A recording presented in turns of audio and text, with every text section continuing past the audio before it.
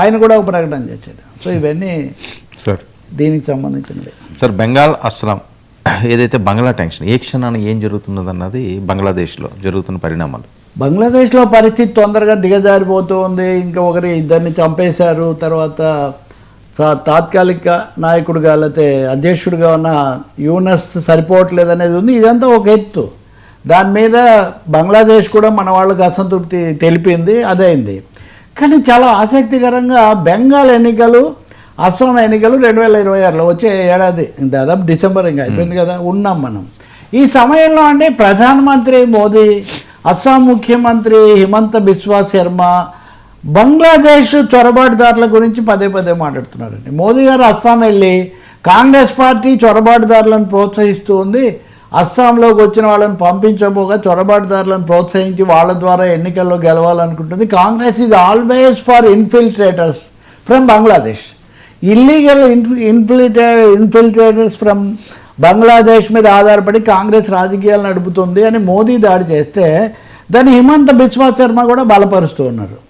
బెంగాల్లో అయితే కనుక బెంగాల్ బీజేపీ నాయకులు అక్కడ హిందువుల మీద దాడి జరుగుతున్నట్టే ఇక్కడ కూడా జరుగుతుంది. కాబట్టి బెంగాల్లో తప్పకుండా హిందువులు వర్సెస్ ముస్లింలు అన్న పద్ధతిలో ఎన్నికల పోలరైజేషన్, ఒక కమ్యూనల్ పోలరైజేషన్ బెంగాల్లో తేవడానికి, పైగా బెంగాల్ అనేసరికి బంగ్లాదేశ్లో ఉన్న సెంటిమెంటల్ బాండ్స్ను దృష్టిలో పెట్టుకొని ఈ కార్డు బీజేపీ చాలా ఎక్కువగా ప్రయోగిస్తుంది.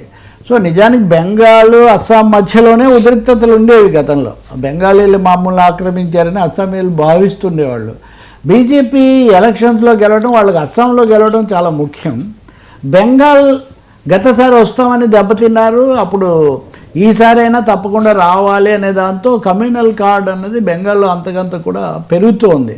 హుమయూన్ కబీర్ అని టీఎంసీ ఎమ్మెల్యే, ఆయన దాదాపు ఒక ఓవైసీ లాగా తయారయ్యాడా అని నేషనల్ మీడియా స్టోరీస్ రాస్తుంది. అంటే బెంగాల్లో ఆయన తీసుకొని వచ్చి ఇప్పుడు బాబ్రీ మసీద్ అక్కడ చేస్తామని చెప్పింది కూడా హుమయూన్ కబీరే. సో బంగ్లాదేశ్లో సమస్య ఎలా సర్దుకోవాలని మనం చూస్తుంటే, దేశం చూస్తుంటే, అది అంతర్గత సమస్యగా కూడా ఎన్నికల సమస్యగా కూడా మార్చడం అన్నది చాలా ఆందోళన కలిగిస్తుంది. నిన్న అస్సాంలో ట్రైబల్ ఏరియాస్లో ట్రైబల్స్ చొరబాటుదారులను తరిమేస్తామని బాణాలు వేసి ఇద్దరిని చంపేశారు. సో ట్రైబల్ ఏరియాస్లో హత్యాకాండ కూడా అస్సాంలో సమస్య. గతంలో అస్సాం ఉద్యమం ఇవన్నీ కూడా జరిగినప్పుడు సో ఈ చినికి గాలివానలాగా అయిపోయి సరిహద్దులు దాటి మన దేశ రాజకీయాలను, ముఖ్యంగా ఈ సరిహద్దు రాష్ట్రాలను ప్రభావితం చేసే పరిస్థితి మటుకు చాలా ఆందోళన కలిగిస్తుంది. బీజేపీ కూడా ప్రధానమంత్రి స్థాయిలో ఈ చొరబాటుదారులు ఇప్పుడు ఏ పార్టీ అయినా దేశంలో అన్ని పార్టీలు దేశం కోసమే ఉంటాయి కదా, మిగిలిన పార్టీలను ఎవరితోనో ముడిపెట్టి మాట్లాడటం మనకు తెలుసు. బీహార్ ఎన్నికలప్పుడు, గుజరాత్ ఎన్నికలప్పుడు పాకిస్తాన్తో ముడిపెట్టి మాట్లాడడం, వాళ్ళ బొమ్మలు అప్పుడు వాళ్ళ బొమ్మలు కలిపేయటం, ఇవన్నీ మనం చూసాం. అలాంటివి జరగకుండా ఉంటే చాలా బాగుంటుంది.